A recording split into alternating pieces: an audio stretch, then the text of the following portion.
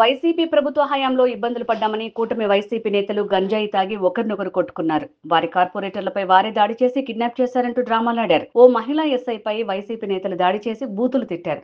నలుగురు కిడ్నాప్ అయ్యారంటూ భూమన కరుణాకర్ రెడ్డి అరచి గీ పెట్టారు. కానీ నలుగురు కార్పొరేటర్లు సేఫ్ గానే ఉన్నామని చెప్పారు. కిడ్నాప్ అయ్యారంటూ హైకోర్టు పిటిషన్ వేశారు. డిప్యూటీ మేయర్ పదవి కోసం ఇప్పటికీ రకరకాల డ్రామాలు భూమన కుటుంబం ఆడింది. వైసీపీ కార్పొరేటర్లందరూ కూటమికి జై కొట్టడానికి సిద్ధంగా ఉన్నారు. అభినయరెడ్డి వెంటే ఉండే వారందరూ 420లే. పదుల సంఖ్యలో కేసులున్నాయి. భూమన కరుణాకర్ రెడ్డి కొడుకు కోసం నోటికొచ్చిన అబద్ధాలు చెప్పాడు. దొంగ ఓట్లకు బ్రాండ్ అంబాసిడర్ వైసీపీ నేతలు. ఎన్నికలు జరిగిన దొంగ ఓట్లు వేసేది మీరే కదా అని కిరణ్ రాయల్ అన్నారు. సాక్షి ఛానల్ ఏమో 8 మంది కిడ్నాప్ చేశామంటారు. అది ఎంతమంది కిడ్నాపర్ తెలియదు. అసలు కిడ్నాపర్ లేదని చెప్పి అయిన చెప్తారు. చూడండి,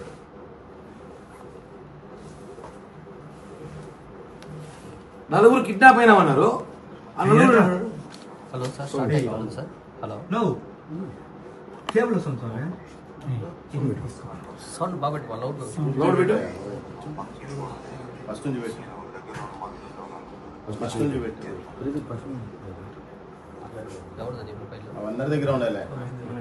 ఈయన ఒక వార్డు కార్పొరేటరు. ఈయన పేరు కూడా మాకు తెలియదు. ఈయన వార్డు కార్పొరేటరు.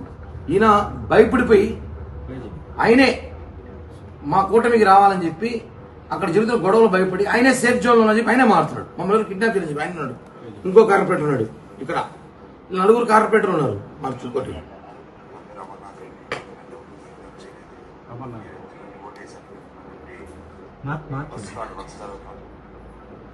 ఇంకోటి పెట్టు. నేను అలా జరిగినటువంటి సంఘటన వల్ల బయట వచ్చేస్తున్నాను. నేను సేఫ్గా ఉన్నాను. మేము కిడ్నాప్ చేసినాము, భయాందోళనకు గురవుతున్నారు. వాళ్ళ కుటుంబ సభ్యులు మా ఇంటికాడు ఏడుస్తున్నారు, పిల్లల్ని ఎత్తుకొనొచ్చు అని చెప్పి కరుణాకర్ గారు మాట్లాడుతారు.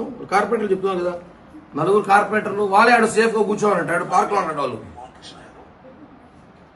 Morning corporation deputy mayor election వెళ్ళేటప్పుడు ఓటు వేయడానికి వెళ్ళేటప్పుడు బస్ దగ్గర గొడవ జరిగింది. ఆ గొడవ జరగడం వల్ల సేఫ్ గా పక్కనున్న మాకు తెలిసిన వాళ్ళ ఇంటికి వెళ్ళడం జరిగింది. నేనైతే ఎక్కడ కిడ్నాప్ అలాంటిది ఏం అవ్వలేదు. నేను సేఫ్ గా ఇంటికి తిరిగి వస్తాను. ఇంకో కార్పొరేటర్, నలుగురు కార్పొరేటర్లు సేఫ్ గా బ్రహ్మాండంగా మధ్యాహ్నం తినేసి ఏడో రూముల్లో ఉన్నారంట వాళ్ళు. వాళ్ళ ఇళ్ళలో గణేష్ రాయల్ 45 కార్పొరేటర్. తెల్లవారుజామున కొన్ని మాస్ పెట్టుతాను. బస్సులో గందరగోళం జరిగిన దానివల్ల నేను సేఫ్ ప్లేస్ కి రావడం జరిగింది. అంతేగాని ఎవరు నన్ను కిడ్నాప్ ఏం చేయలేదు. సేఫ్ ప్లేస్ లో వాళ్ళుంటే సంబంధం లేని వ్యక్తులు మాజీ చైర్మన్ గారు ఆందోళన ఉన్నారు, నలుగురు కావాలని చెప్పి కోర్టులో పిటిషన్ చేశారు. ఇందాక నలుగురు కిడ్నాప్ అనేసి అసలు బాధితులే చెప్తున్నారు. తిరుపతిలో అసలు ఏం చేయాలనుకుంటారు? కిడ్నాప్లు, ఈ రౌడీజం గొడవలు మాకు కొత్త కాదు, మీకు కొత్త కాదేమో. మేము కూడా చేయాలనుకుంటే మీకన్నా నిజంగా చేయగలుగుతాం. కానీ మా కూటమి నాయకులు ఒప్పుకోరు. చంద్రబాబు గారు ఒప్పుకోరు, పవన్ కళ్యాణ్ గారు ఒప్పుకోరు. మీరు గత ఎన్నికలు మీరు ఓన్లీ డిప్యూటీ మేయర్ ఎన్నికలకి ఇంత డ్రామా ఆడారు. మున్సిపల్ ఎన్నికలు, తిరుపతి ఎంపీ ఎన్నికలు, కార్పొరేషన్ ఎన్నికలు, టౌన్ బ్యాంక్ ఎన్నికలు కూడా మీరు ఎంత గందరగోళం చేశారు. 2 వీడియోలు చూపిస్తాను మీకు. అంటే వీళ్ళు చేసిన అరాచకాల కన్నా నా తిరుపతిలో ఎన్నిసార్లు ఎన్ని కేసులు, ఎంతమంది కొట్టి, ఇళ్లలో దూరి కొట్టి, ఆస్తులు కొట్టి, బెదిరించి, భయపెట్టి, నయానో భయానో మా జనసేన పార్టీ వాళ్ళు 22 వార్డులలో జనసేన పార్టీ పోటీ చేస్తే ఆ 22 వార్డులలో కూడా ఇబ్బంది పెట్టారు. ఇలా అరాచకాలు మీరు చేసి, అన్యాయాలు మీరు చేసి, తిరుపతి ప్రజలందరూ తెలుసు మీరు ఎన్ని చేశారు. గొడవలు కానీ అన్ని కూడా చూస్తున్నారు. ఒకటే చెప్తున్నాం, గెలిచేది మేమే. ప్రజలు మా వైపు ఉన్నారు, కార్పొరేటర్లు మా వైపు ఉన్నారు. 27 మంది కార్పొరేటర్లు మా వైపు ఉన్నారు. రేపు ఉదయానికి ఇంకొక 5 మంది కార్పొరేటర్లు కూడా మాతో వస్తున్నారు అని చెప్పి మాకు సమాచారం ఉంది. ఎందుకంటే మేము కరుణాకర్ రెడ్డి, అభినయ్ రెడ్డి దగ్గర మేము గులాంగిరి పనులు మేము చేయలేము. వాళ్ళ దగ్గర వాళ్ళ ఇంటికాడ మేము కాపలాలా కూర్చోలేము. మేము స్వచ్ఛందంగా బతకాలనుకుంటున్నాం. మాకు స్వేచ్ఛ వచ్చింది కూటమి వచ్చాక. రేపటి రోజు మేము చేతులు సమయానికి మేము కూడా చేతులు కూటమికి ఎత్తుతామని చెప్పి కూడా సమాచారం ఉంది. మళ్ళీ ఎందుకు ఓడిపోతారో మీకు తెలుసు. మీకు బలం లేదని మీకు తెలుసు. కూటమి ప్రభుత్వంలో చూసుటాం, బలం లేదు మీకు తెలుసు. కూటమి బలం పూర్తిగా ఉన్న సంగతి తెలుసు మీకు. మీరు కాబట్టి మీరు భయభ్రాంతులు, మీరు భయపడి ప్రజల్ని తప్పుదోవ పట్టించాలి సింపతి కోసం. మీ కొడుకు అభినయ్ రెడ్డిని భవిష్యత్తులో తిరుపతిలో ఎమ్మెల్యేగా చేసుకొని సింపతి తెచ్చుకునే ప్రయత్నంలో భాగంగానే ఈ డ్రామా అంతా. నేను వినోడుగా అభిరెడ్డి పక్కన 2-3 ఉంటారండి, మా నాయకుడిని ఇబ్బంది పెడుతున్నారు. వాళ్ళంతా 420 గల ఎవరు లేరు తిరుపతిలో. తిరుపతిలో ఉన్న 420 840 బ్యాచ్ మొత్తం అభినయ పక్కనే ఉన్నారు. వాళ్ళు వచ్చి మా నాయకుడు మంచోడు, మా నాయకుడిని ఇబ్బంది పెట్టినారు అంటారు.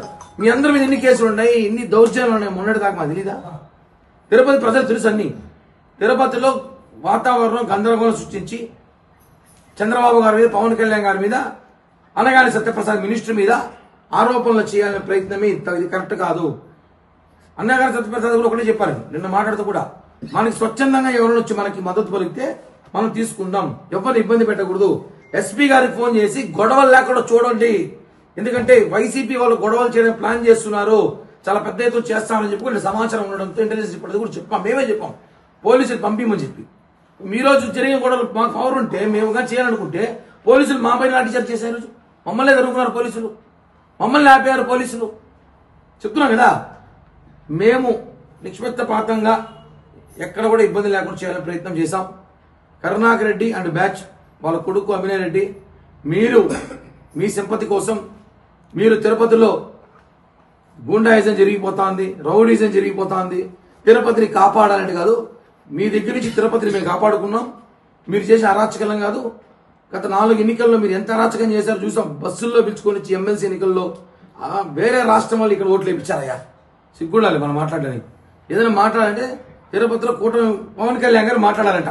మీరు చేసే అరాచకలకి పవన్ కళ్యాణ్ గారు మాట్లాడారు కాబట్టే ఈరోజు ప్రభుత్వం మారింది, మాకు అవకాశం వచ్చింది. ఒకటే చెప్తున్నాం, ఛాలెంజ్ చేస్తున్నాం. ఇంకొక కరెక్ట్గా 12 గంటల్లో డిప్యూటీ మేయర్ ఎవరైతే మేము కూటమి అభ్యర్థి పెట్టుకోతున్నామో ఆ అభ్యర్థి వైపే 35 మందికి పైగా మద్దతు ఉంది. మేమేం వాళ్ళందరూ ప్రేమ అభిమానాలతో వస్తున్నారు. చూసారు వాళ్ళ నలుగురు సేఫ్ జోన్ లో ఉన్నారు. వాళ్ళే పారిపోయారు, భయపడి మమ్మల్ని ఏడ కొడతారు కర్ణాటక వర్గీలు అని చెప్పి వాళ్ళు భయపడిపోయి పారిపోయి వాళ్ళే మధ్యాహ్నం మంచిగా తిని ఏడో గెస్ట్ హౌస్ లో పడుకోవడారట. మేము మంచి సేఫ్ గా ఉన్నాం చూడండి చెప్పారు.